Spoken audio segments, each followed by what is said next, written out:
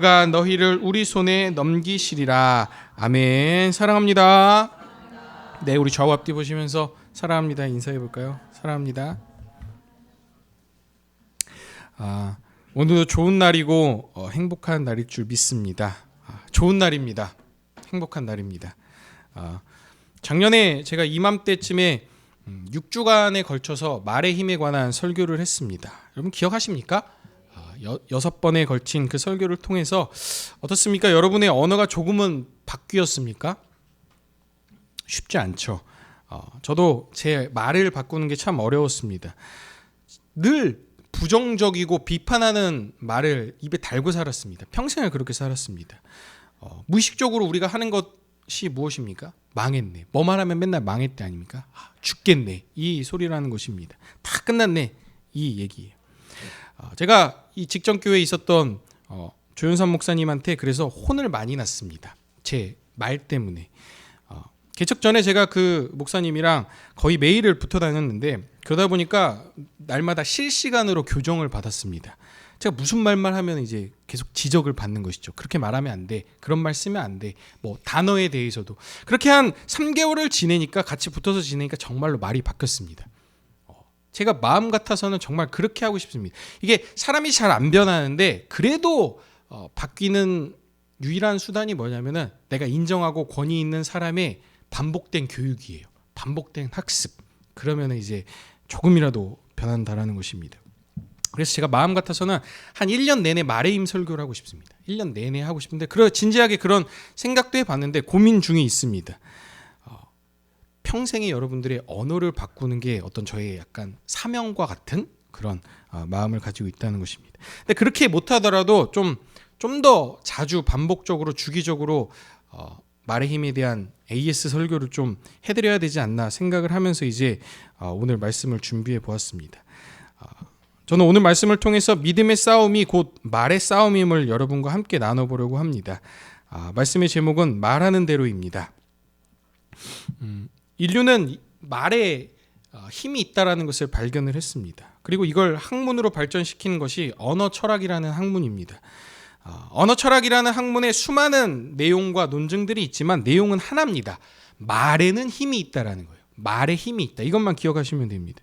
이거는 여러분 이미 과학적으로 그리고 철학적으로 논쟁이 끝난 사실입니다. 그러니까 저한테 여러분 와가지고 무슨 말에 힘이 있어요 라고 얘기하시면은 제가 비트겐슈타인의 논문을 드릴 것입니다.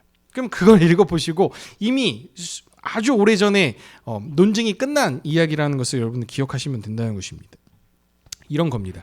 말이 어떻게 힘을 갖느냐 구체적인 예를 생각해보면 쉬운데 우리 사회의 큰 문제 중에 하나가 따돌림 현상 아니겠습니까?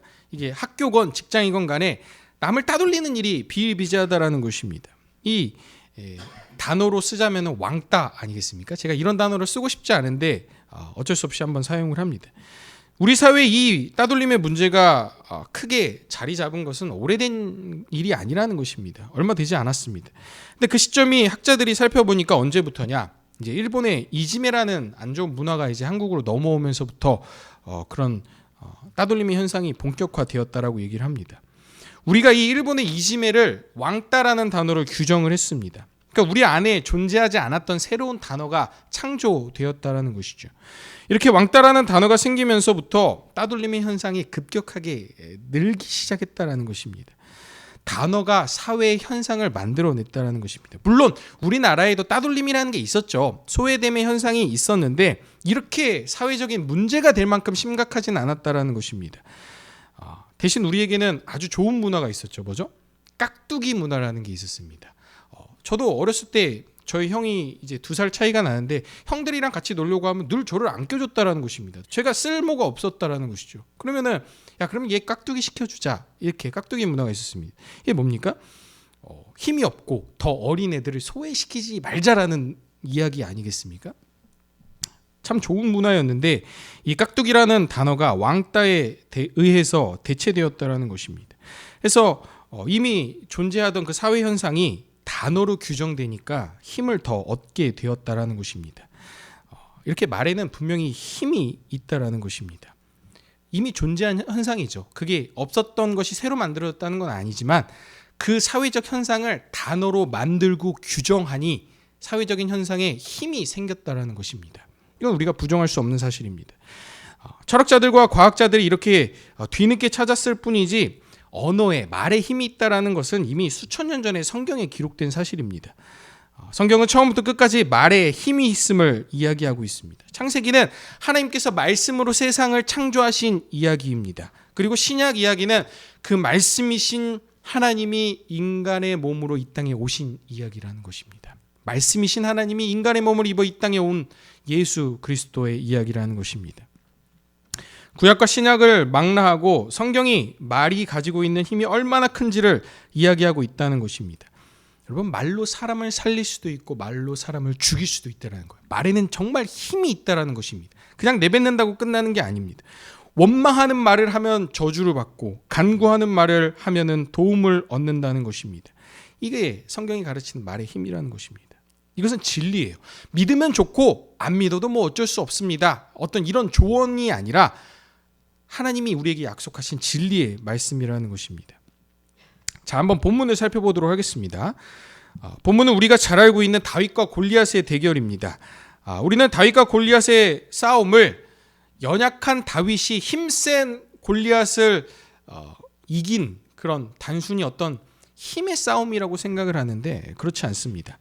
약자가 믿음을 가지고 강자와 싸워 승리한 대결이 아니라는 것입니다. 본문을 자세히 살펴보면은 다윗과 골리앗의 대결이 힘의 대결이 아니라 말의 대결임을 우리가 알 수 있다는 것입니다. 자, 말에 주목해서 오늘 이 대결을 한번 살펴보겠습니다. 자, 배경을 보니까 이스라엘의 블레셋 군대가 침공을 해옵니다. 그래서 그 침공한 대적에 맞서서 블레셋도 이스라엘도 군대를 모아서 이제 나갑니다. 이제 서로 싸우려고 대치를 하게 되는데 이 상황이 어떤 상황이냐면은 양쪽 군대가 다 산 정상에 위치해 있습니다. 그리고 가운데 보면 깊은 골짜기가 있다라고 기록하고 있어요. 산 위에 양 군대가 서 있고 중간에는 골짜기가 있다. 이게 본문의 배경 설명인데 전투에서 가장 중요한 것은 고지를 점령하는 것입니다. 그걸 고지전이라고 얘기를 합니다.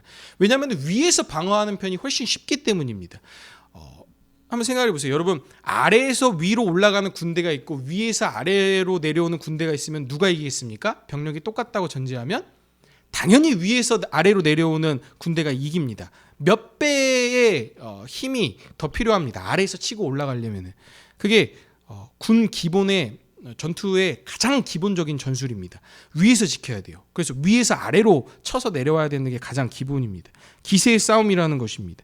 그래서 지금 이스라엘이랑 블레셋이랑 움직이질 않고 있는 거예요. 중간에 골짜기가 있으니까 그러면 내가 이렇게 내려가서 올라가야 되지 않습니까? 그러니까 불리하니까 서로 지금 꿈쩍도 안 하고 대치하고 있는 유리한 고지를 점령하고 있는 상태라는 것입니다. 자, 그런 대치가 길어지다가 블레셋 쪽에서 한 사람이 나오는데 그가 바로 골리앗입니다. 골리앗을 성경이 어떻게 묘사하고 있느냐? 키가 3m 50이나 되고, 그렇죠? 그가 입고 있는 갑옷의 무게만 57kg가 되는 아주 괴물 같은 모습을 한 이 골리앗이 나타납니다. 골리앗이 서서 이스라엘 군대를 향해서 뭐라고 외치느냐? 8절 9절을 보도록 하겠습니다. 이제부터 함께 찾으면서 보도록 하겠습니다. 같은 본문 8절 9절입니다. 본문을 다른 데로 넘어가지는 않는데 보시면서 따라오셔야지 이해를 할 수 있습니다. 제가 읽겠습니다.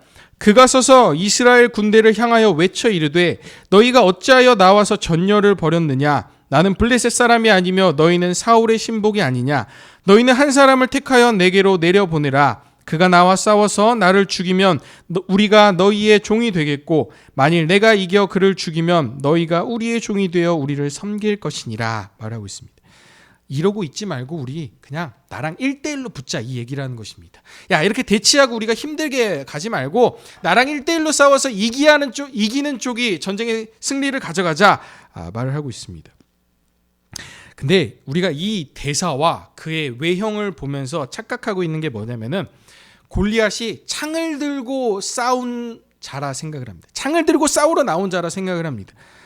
그런데 그가 하는 행동을 보면은 정작 그의 행동을 보면 그렇지 않습니다. 자, 그가 뭐라고 하냐? 10절을 보니까 그 블레셋 사람이 또 이르되 내가 오늘 이스라엘의 군대를 모욕하였으니 사람을 보내어 나와 더불어 싸우게 하라 한지라 말합니다. 이게 무슨 말이냐? 이스라엘 군대를 모욕했다라는 것입니다. 이게 지금 골리앗이 하는 일입니다. 그러니까 어떤 젠틀한 싸움의 대결이 아니라는 것입니다. 그대들 중에 누가 나랑 싸우겠습니까? 나랑 대결해서 이긴 쪽이 전쟁의 승리를 가져갑시다. 이렇게 일기토를 신청하는 것이 아니라 지금 모욕하고 있다라는 것입니다. 지금 이스라엘 군대를 비방하고 조롱하고 있습니다. 그러니까 이런 느낌인 거죠. 야, 아무나 좀 나와봐. 나랑 한번 싸워보자고. 약간 이렇게 조롱하고 있다는 것입니다. 그렇게 약해 빠져가지고 무슨 전쟁을 하려고. 너희들 다 겁쟁이밖에 없어? 뭐 한 명도 나올 사람이 없어? 이렇게 사실은 더 심한 말을 했겠죠. 말 그대로 멸시하고 조롱하는 모욕적인 말을 했다라는 것입니다. 골리앗은 이 일을 무려 몇 일간 한 줄 아십니까? 40일 동안 이 모욕적인 말을 했다라는 것입니다. 16절을 보면은 그 블레셋 사람이 40일을 조석으로 나와서 몸을 나타내었더라 말을 합니다. 그러니까 이스라엘 군대는 40일 동안 내내 그냥 가만히 서가지고 이 모욕하는 말을 계속 듣고 있었다라는 배경입니다. 그러니 이스라엘 군대의 사기는 어떻겠습니까? 완전히 절망적이겠죠. 이미 전의를 상실한 상태입니다. 그러니까 싸우기도 전에 이미 패배한 전쟁이라는 것입니다. 지금 이게 오늘의 본문입니다. 그렇다면 골리앗은 무엇을 무기로 싸우는 사람입니까? 입술이라는 것입니다. 골리앗의 무기는 창이 아니었다는 것입니다. 그의 거대한 체격이 아니었습니다. 실제로 성경을 보면은 골리앗은 끝까지 한 번도 창을 휘두르지 않아요. 한 번도 정작 그 창으로 그 갑옷으로 싸움을 하지 않는다는 것입니다. 근데 이스라엘 군대가 착각한 것이죠. 골리앗의 외형을 보고 그가 칼로 싸우는 자라 생각했다라는 것입니다. 아니라는 거예요. 골리앗은 창으로 싸우는 자가 아니라 입으로 싸우는 자입니다. 이 땅에서의 삶은 전투입니다. 공중에 권세 잡은 사탄이 날마다 그리스도인들을 무너뜨리려고 공격한다라는 것입니다. 거대한 골리앗이 우리를 늘 위협한다라는 것입니다. 그 골리앗은 무엇이든 될 수 있죠. 돈 문제가 우리를 짓누르고 또 자녀에 대한 문제가 우리를 넘어뜨리려 합니다. 그 문제가 너무 거대해 보인다라는 거예요. 골리앗과 같이 보인다라는 것입니다. 우리가 이길 수 없는 상대처럼 보입니다. 그런데 사실은 그 상황이 우리를 무너뜨리는 게 아니라는 것입니다. 진짜 공격은 상황이 아니라 말에 있다라는 것입니다. 너는 이 문제를 해결할 수 없어. 이게 될 리가 없잖아. 어차피 안 될 거야. 다 망했어. 이게 거짓의 아비인 사탄이 하는 공격이라는 것입니다. 진짜 공격이 무엇이냐? 자녀의 문제인가? 아니면 돈의 문제인가? 아니라는 것입니다. 그것은 우리에게 보여지는 위협의 상황이지 진짜로 우리를 공격하고 넘어뜨리는 것은 사탄의 말이라는 것입니다. 개척교회 목사가 쓰러지고 넘어지는 것은 어려운 상황 때문이 아닙니다. 언제 진짜 넘어지냐면 말로 넘어집니다. 어이 박 목사, 개척한 지 얼마나 됐는데 2년이나 넘었는데 변한 게 하나도 없네? 앞으로 뭐가 바뀌겠어? 이 말이라는 거예요. 이게 진짜 공격이고 진짜 넘어지는 이유라는 것입니다. 지금까지 그렇게 애쓴다고 달라진 게 없는데 그런다고 누가 알아줄 것 같아? 그렇게 노력한다고 해서 성도 변하지 않아. 이 말이라는 것이 이게 진짜 공격이에요. 상황이 우리를 무너뜨리는 게 아니라 말이 우리를 무너뜨린다는 거예요. 우리가 이 말을 듣고 이 말을 믿으면은 그렇지. 지금까지 열심히 했는데 바뀐 게 하나도 없는데 뭐 되겠어? 성도 뭐 이런다고 알아주겠어? 이 말이 우리를 넘어뜨린다는 것입니다. 골리앗의 말을 듣고 이스라엘이 보인 반응이 어떻습니까? 11절을 보니까 사울과 온 이스라엘이 블레셋 사람의 이 말을 듣고 놀라 크게 두려워하니라 말을 합니다. 싸워보기도 전에 이미 패배했다라는 것입니다. 직접 그 상황에 맞서보기도 전에 이미 전의를 상실했다라는 것입니다. 골리앗이 한 역할이 이거라는 거예요. 싸움을 치르기도 전에 이미 굴복시킨 상태라는 것입니다. 싸울 의지를 아예 없애버렸습니다. 거대한 체격과 위협적인 창은 진짜 무기가 아니었다라는 것입니다. 골리앗은 뭐 하는 사람입니까? 말로 싸우고 말로 이긴 인물이라는 것입니다. 사탄의 말을 들으면 우리도 이스라엘처럼 반응하게 된다는 것입니다. 내가 어떻게 이 상황을 이기겠냐는 거예요. 내가 어떻게 그걸 하겠어? 내가 이런다고 뭐가 바뀌겠어? 교회가 변하겠어? 에이, 그만하자. 이러면 이미 싸움은 끝난다라는 것입니다. 이렇게 골리앗이 모욕하는 말을 계속하고 있는데 때마침 형들을 만나러 온 다윗이 그 말을 듣게 됩니다. 이때부터 이제 상황이 급변합니다. 자, 23절, 24절을 보면은 이렇게 기록되어 있어요.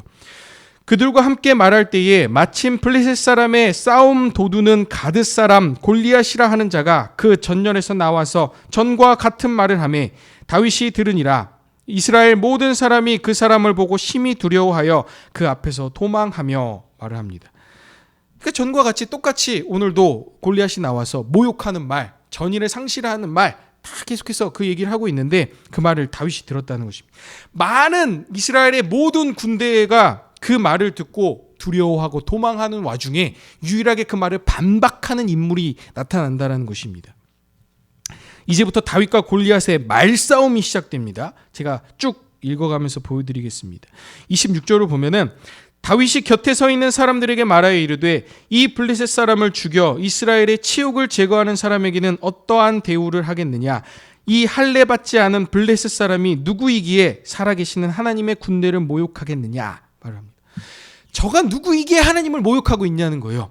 이 전쟁이 다 끝났다고? 그렇지 않아. 우리가 졌다고? 그렇지 않아. 우리가 이길 수 있어. 말을 하는 유일한 인물이 그 말을 반박하면서 나타나는 인물 다윗이 등장한다는 것입니다.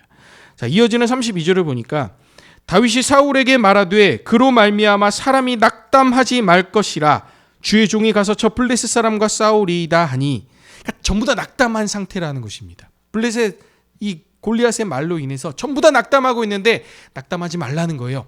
내가 싸우겠다 말을 하면서 등장을 합니다. 자, 이어지는 36절을 보니까 이렇게 말합니다. 다윗의 말이에요.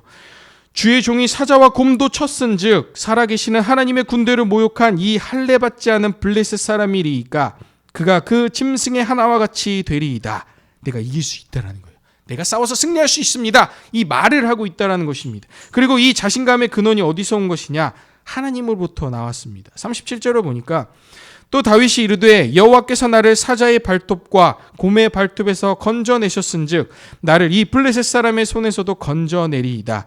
사울이 다윗에게 이르되 가라 여호와께서 너와 함께 계시기를 원하노라 말을 합니다.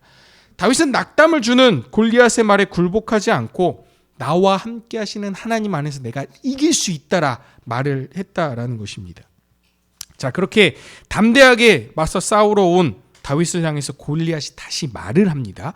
43절 44절을 보니까 블레셋 사람이 다윗에게 이르되 내가 나를 개로 여기고 막대기를 가지고 내게 나아왔느냐 하고 그의 신들의 이름으로 다윗을 저주하고 그 블레셋 사람이 또 다윗에게 이르되 내게로 오라 내가 내 살을 공중의 새들과 들짐승에게 주리라 하는지라.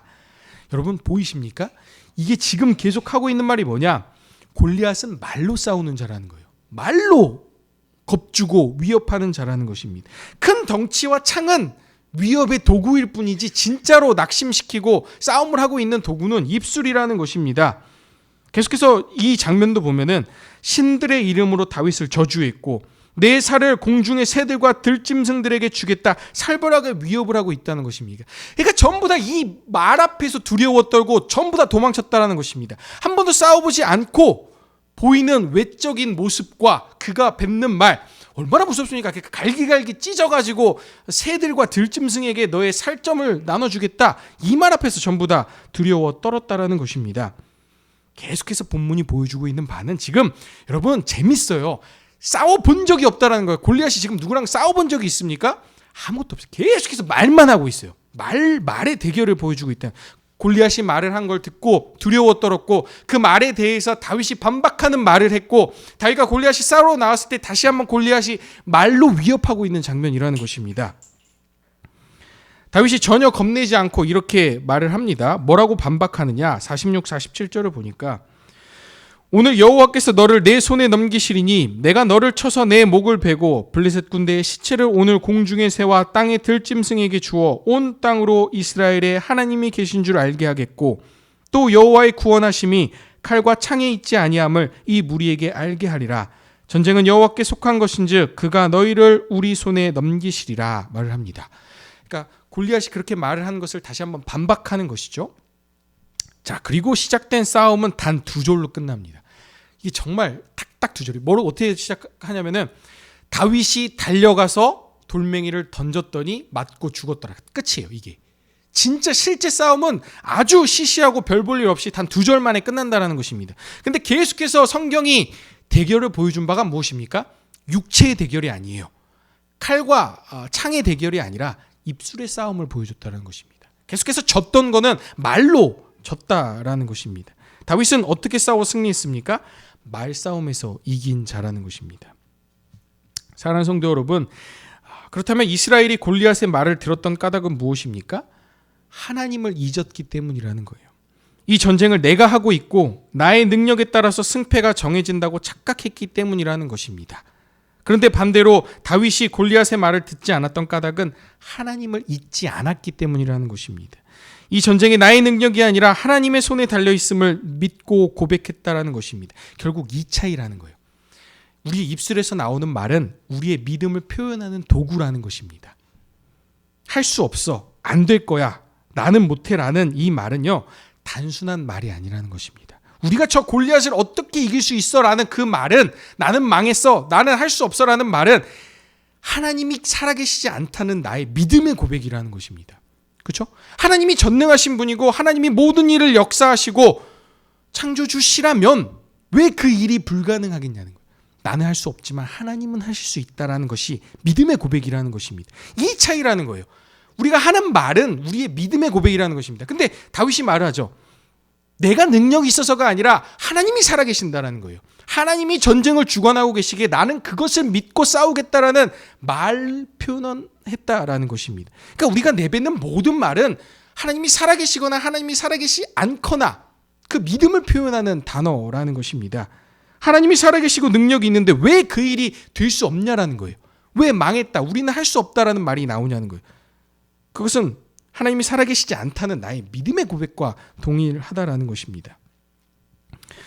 TV에 나오는 유명한 인물들을 가만히 살펴보면 여러분, 저 사람은 오래가지 못하겠다 싶은 분들이 있어요. 정말로 그런 분들이 있습니다. 제가 과거에 한 2명의 유명한 스타 강사를 봤어요. 딱 2명이 눈에 보이더라고요. 근데 여러분, 말의 힘을 믿고 내가 그 말을 변화돼서 살아가면요, 귀가 굉장히 예민해져요. 부정적인 말, 불평하는 말, 그런 말을 들으면은 딱 이게 엄청 예민해집니다, 사람이. 근데 정말 그 당시에는 이 스타 강사들이 인기도 엄청나고 뭐 돈도 쓸어 담고 대단한 사람들이었습니다. 모두가 다 이렇게 떠받들더라고요. 근데 저를 그게 안 보이더라고요.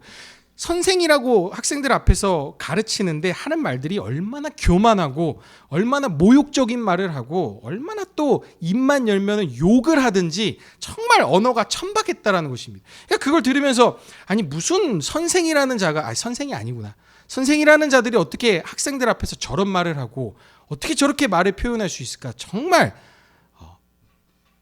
마음이 안 좋았다라는 거죠. 그 딱 2명의 사람이 있어요. 정확히 한 일주일 전에 사건이 터지더라고요. 그리고 그 스캔들의 중심에 딱 그 2 사람이 있더라고요. 정확히 그 2 사람이 있더라고요. 말하는 대로 인생이 뒤따라간다는 것입니다. 여러분, 이건 진리예요. 여러분, 주변의 사람들을 보세요. 사람들의 인생을 보세요. 그 사람이 하는 말을 인생이 따라간다는 것입니다. 정말 이것은 성경 말씀의 진리라는 것입니다. 우리가 어떻게 말을 하냐에 따라서 우리의 인생이 뒤따른다는 것입니다. 성도의 영적 전쟁의 실체는 말의 전쟁입니다. 어떤 말을 믿느냐가 우리들의 싸움이라는 것입니다. 우리는 늘 둘 중 하나를 선택을 합니다. 그렇죠? 나는 할 수 있다. 아니면 나는 할 수 없다. 아무것도 변하지 않는다. 반드시 변할 수 있다. 하나는 사탄이 주는 말이고 하나는 하나님이 주시는 말입니다. 우리가 어떤 말을 믿느냐에 따라서 그 싸움을 이길 수도 있고 질 수도 있다는 것입니다. 물론 이게 구원에 대한 문제는 아니겠죠. 그러니까 그런 거겠죠. 이게 구원의 문제로 되려면 하나님이 살아계신다, 하나님이 살아계시지 않는다. 이제 그 2 문장으로 가는 것이고, 이미 우리가 하나님을 믿는 백성이지만 날마다 우리 삶 가운데 찾아오는 영적인 전투가 있다는 것입니다. 나는 이 문제를 해결할 수 없어. 나는 안 될 거야. 나는 못해. 라는 말은 하나님은 살아계시지 않고 아무런 능력이 없어. 너는 할 수 없어. 그러니까 이 모든 게 너의 능력에 따라서 좌우되는 거야. 너는 그럴 힘이 없어. 라는 믿음은 사탄이 주는 말에 넘어가는 것이라는 거예요.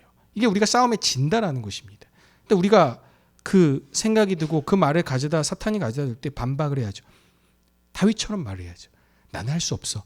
그런데 이 전쟁은 하나님께 달려있어. 하나님이 함께 하시니 나는 싸워서 승리할 수 있을 거야. 그렇게 나아가는 것이 성경의 진리라는 것입니다. 하나님을 믿는 믿음의 언어로 바꾸어야 된다는 것입니다. 마지막으로 우리가 이 질문을 한번 생각을 해봐야 합니다. 좋습니다, 목사님. 말에 힘이 있다라는 사실에 동의를 합니다. 그런데 저는 로또가 될 거라고 늘 믿고 말하면서 살았는데 왜 안 되는 것일까요? 이럴 수 있다는 것입니다. 여러분, 안 돼요. 로또 된다고 매일 말하고 간절하게 믿고 살아도 로또 안 된다는 것입니다. 왜냐하면 여러분, 말 자체에 능력이 있다는 뜻이 아니에요. 이게 그래서 세상의 철학자들과 과학자들은 언어에 힘이 있다는 것은 발견했지만 왜 힘이 있는지는 규정하지 못합니다. 왜 그래서 말에 힘이 있냐는 거. 왜 그렇습니까? 성경이 말하는 바는 말 자체에 어떤 신비한 능력이 있는 게 아니라 그 말을 듣고 계시는 하나님이 살아계시기 때문이라는 거예요. 그래서 우리의 말에 힘이 있다는 것입니다. 다윗이 어떻게 전쟁에서 승리할 수 있었습니까? 내가 이길 수 있어 라고 말을 했기 때문입니까? 그게 아니라는 거예요. 그 말을 들으시는 하나님이 능력을 주셨기 때문이라는 것입니다. 그 말이 하나님의 귀에 들렸다는 것입니다.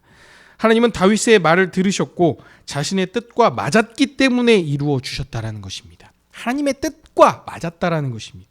이게 예수님의 신약에서 늘 가르치시는 바라는 거예요. 무엇이든지 너희가 믿고 구하는 대로 내가 이루어 주겠다라는 약속을 하셨어요.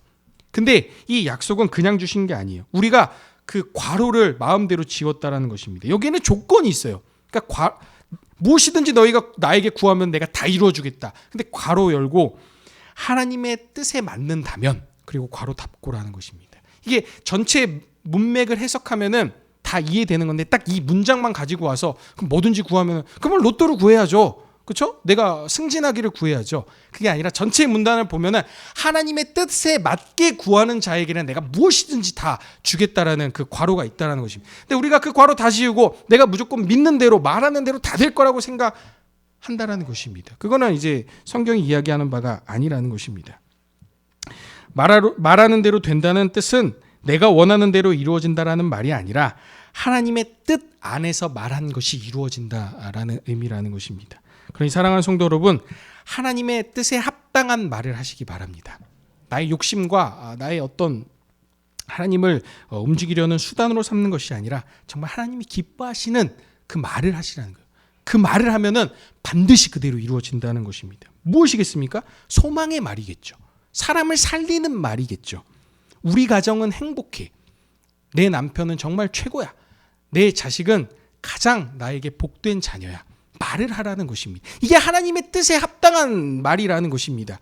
그래야지 우리의 가정이 그 말을 뒤따라 간다라는 것입니다. 우리 며느리가 최고야. 우리 며느리가 제일 좋은 아기야. 그래야지 우리의 가정이, 우리의 삶이 뒤따라 간다라는 것입니다. 하나님의 약속입니다.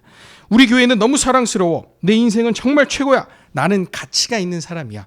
살리는 말을 하시기 바랍니다. 소망의 말을 하시기 바랍니다. 그 말을 한다고 해서 그 말이 능력이 있어서 변화되는 게 아니라 그 말을 듣고 계시는 하나님이 있다는 거예요.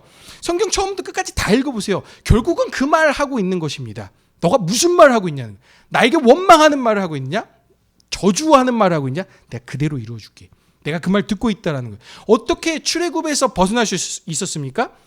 그렇게 울부짖는 그 기도 내가 들었다라는 거예요. 예수님이 그렇게 응답하시면서 출애굽이 시작된다라는 것입니다. 광야에서 원망하는 말도 들으셨고 감사하는 말도 들으셨고 하나님은 그 들린 대로 이루는 분이라는 것입니다. 그러니 사랑하는 성도 여러분, 말하는 그대로 이루어진다는 것입니다. 하나님의 귀에 우리의 말이 들린다라는 것입니다. 이것은 하나님의 약속입니다. 저의 어떤 조언과 세상이 말하는, 비트겐슈타인이 말하는 언어 철학적인 확신이 아니라 하물며 세상도 그렇게 말하는데, 그죠? 세상도, 유재석 씨도 그런 노래 부르지 않았습니까? 말하는 대로라는 노래로 부르지 않았습니까? 그 가사를 보면은 그 진리를 알아요. 나는 그전에는 믿지 못했다라는 거예요. 근데 정말 살다 보니까 말하는 대로 이루어지더라라는 고백을 하잖아요. 그러니까 하물며 예수님을 믿지 않는 유재석 씨도 그렇게 믿는 확신의 발을 성경이 이미 우리에게 전해주고 있다는 것입니다. 여러분, 축복의 말을 하세요. 소망의 말을 하세요. 그러면 내 인생이 그 말을 따라갑니다. 반드시 그럽니다. 그러니 오늘도 좋은 날입니다. 여러분, 행복한 날이라는 것입니다. 여러분, 저 가지고 있는 자료 다 날라갔어요. 여러분, 너무 괴로운 날이에요. 제가 여러분이 어떤 정말 막 몇 년을 준비한 프로젝트가 날라갔다니까요. 여러분, 제가 가지고 있는 뇌가 사라져 버렸어요. 행복한 날이라는 거예요. 예? 즐거운 날이라 복된 날이라는 것입니다. 제가 그 상황을 따라가는 게 아니라 제가 뱉은 말을 따라간다라는 것입니다. 여러분 이게 우리가 하나님이 우리에게 주신 약속이라는 것입니다. 그러니까 우리가 정말 패배하는 것은 상황 때문이 아니에요. 절대 아니에요. 그 위협적인 상황, 골리앗의 그 외적인 모습, 큰 창, 거기에 두려워 벌벌 떨죠. 그 말에 우리가 주눅 들고 다 도망가 버리죠. 싸워보면 정말 별거 아니에요. 왜요? 하나님이 우리에게 계시잖아요. 하나님이 뒤에 계시는데 그 싸움은 단 2절로 끝난다니까요. 근데 말로 져서 말로 실족해가지고 40일 동안 괴로워만 하고 있다는 것입니다. 여러분 지금 정말 싸워보세요. 여러분 노트북 다 날라가서 정작 별거 아니라는 거예요. 막상 하면 또 되는 것이라는 거예요. 아무것도 아니라는 것입니다. 그러니 날마다 고백하세요. 오늘도 좋은 날이 될 거예요. 오늘도 행복한 날이 될 것입니다. 하나님이 그렇게 만들어 주심을 믿습니다. 우리 시간 함께 주신 말씀 붙들고